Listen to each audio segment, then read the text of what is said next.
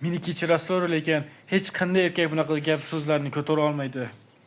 Nur ko'zlarini ochdi va meni kechirasizlar, hech qanaqa erkak bunaqa so'zlarni ko'tara olmaydi.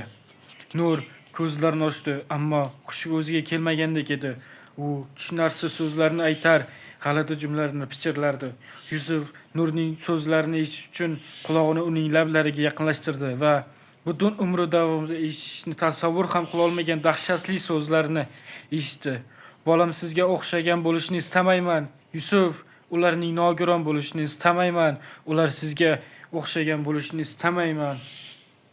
Bunaqa so'zlarni o'z suyukli yoridan eshitish har qanday erkakni sindiradi.